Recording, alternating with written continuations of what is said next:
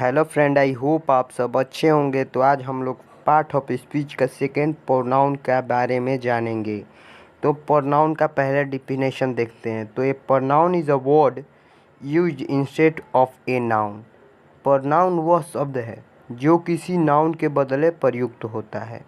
ये प्रोनाउन हमें किस लिए पढ़ना है? नाउन के रिपीटेशन को हटाने के लिए हमें प्रोनाउन पढ़ना है क्योंकि नाउन बार बार ना आए, इसलिए हमें प्रोनाउन पढ़ना है। तो चलिए एग्जाम्पल देखते हैं। Ram is my friends, Ram मेरा दोस्त है।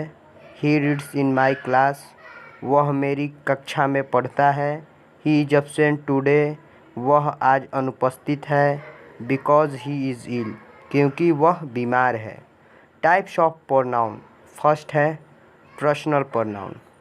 आई, we, you, he, she, it and they is called personal pronoun. Personal pronouns meaning है इसका रिलेटिव टू पर्सन। पर्सन में जो सिंगुलर और प्लूरल में जो पर्सन आते हैं, आई वी यू जो भी आते हैं वे सब पर्सनल प्रोनाउन है। सेकेंड है possessive pronoun. The pronoun use to show possessive is called the possessive pronoun.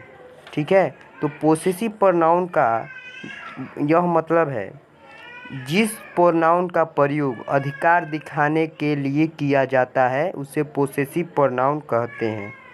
तो mine, ours, yours, hers, his and theirs is called possessive pronoun. इसके बाद जो पोसेसिव प्रोनाउन होता है उसके बाद कोई नाउन प्रयुक्त नहीं रहता। ठीक है, तो एग्जाम्पल देखते हैं। दिस बुक इज़ माइन, यह किताब मेरी है। देखिए, दिस बुक इज़ माइन, इसके बाद कोई माइन के बाद कोई नाउन प्रयुक्त नहीं है, इसको हम लोग पोसेसिव प्रोनाउन कहते हैं। तो चलिए अब हम लोग थर्ड टाइप्स की ओर चलते हैं। तो चलिए थर्ड है रिफ्लेक्सिव प्रोनाउन। तो रिफ्लेक्सिव प्रोनाउन में होता है myself, ourself, yourself, yourselves, himself, herself, itself and themselves is called reflexive pronoun। देखिए, पर्सन के सिंगुलर नंबर में सेल्फ लगता है और प्लूरल में सेल्फ लगता है, क्योंकि यू सिंगुलर भी है, यू प्लूरल भी है। तो एक में सेल्फ प्रयोग हुआ है और एक में सेल्फ प्रयोग हुआ है। तो reflexive pronoun when the action done by the subject turn back upon the subject. Reflexive pronoun जो देखिए कर्ता ने कोई एक्शन किया, फिर जो भी एक्शन किया वह कर्ता पर ही पड़ता है, उसको हम लोग रिफ्लेक्सिव प्रोनाउन कहते हैं।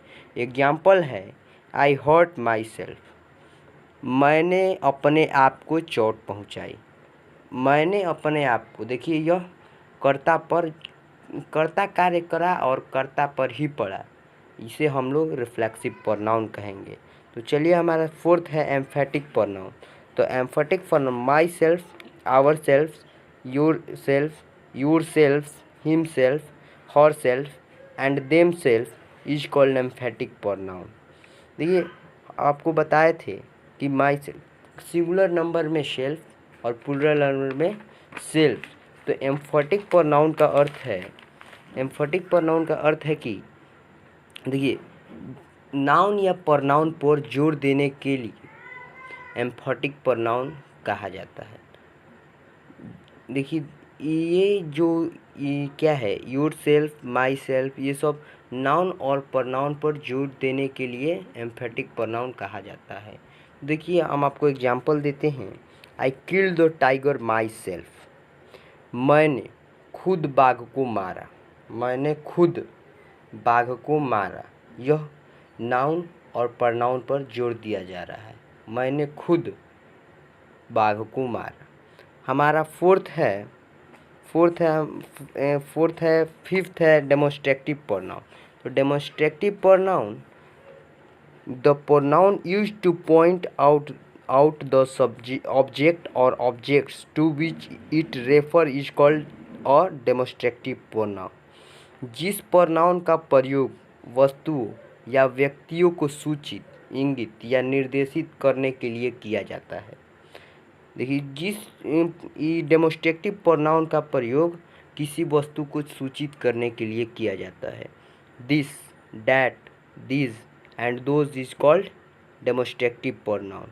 तो एग्जाम्पल है दिस इज़ अ बॉय, यह एक लड़का है। देखिए यहाँ पर बॉय को क्या कहते हैं, सूचित किया जा रहा है कि यह एक लड़का है, यह होगा डेमोस्ट्रेटिव प्रोनाउन। तो चलिए अब हम लोग चलेंगे सिक्स्थ टाइप की ओर। तो चलिए हमारा सिक्स्थ है इंडिफिनिट प्रोनाउन। इंडिफिनिट प्रोनाउन से यह बोध होता है कि किसी निश्चित या वस्तु का बोध नहीं होता, किसी निश्चित व्यक्ति या वस्तु का बोध नहीं होता। जैसे समबडी, किसी ने, एनीबॉडी, कोई भी, सम, कुछ, ऑल, सभी, नोन, नॉन मतलब कोई नहीं, ठीक है। तो मेनी मतलब उनमें से, वन मतलब किसी व्यक्ति, नथिंग मतलब भी, कुछ भी, एंड एनी मतलब कोई। तो यही इंडिफिनिट प्रोनाउन है। एग्जाम्पल है some has stolen my pen, somebody has stolen my pen, यहाँ पर बॉडी छूट गया है। Somebody has stolen my pen, किसी ने मेरी कलम चुरा ली है। Anybody can beat him, कोई भी उसे पीट सकता है। ऑल आर फुलिश, सभी मूर्ख हैं। 7 है distributive pronoun. Each, either and neither is called distributive pronoun. देखिए, ईच मतलब प्रत्येक, ईदर मतलब दोनों में से कोई एक, नीदर मतलब दोनों में से कोई नहीं।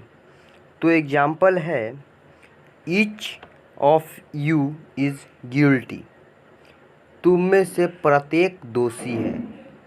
सेकंड है either of you can take this book, तुम में से कोई एक इस किताब को ले सकता है, तुम में से कोई एक इस किताब को ले सकता है। Neither of the two boys was absent, दोनों लड़कों में से कोई अनुपस्थित था। तो अब हम लोग देखेंगे reciprocal pronouns. Each other and one another are called reciprocal pronoun. Each other and one another का मतलब है एक दूसरे को। एग्जाम्पल ले लेते हैं they loved each other one another, मतलब वे एक दूसरे को प्यार करते थे। चलिए अब हम लोग नेक्स्ट टाइप्स की ओर चल।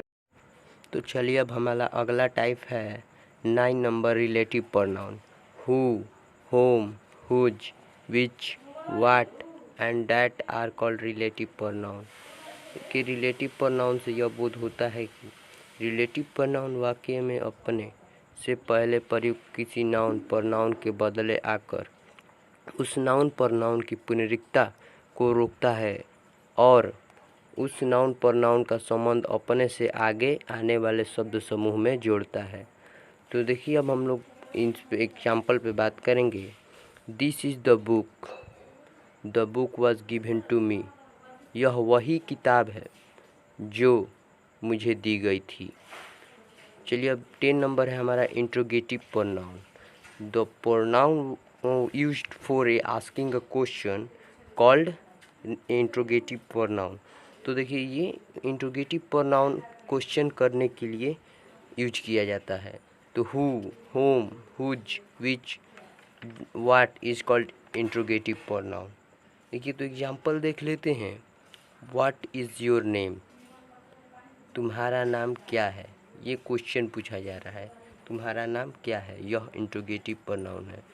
तो अगले हमारे इंग्लिश ग्रामर के चैप्टर के लिए हमारे बेल आइकन सब्सक्राइब करके बेल आइकन को दबा दीजिए।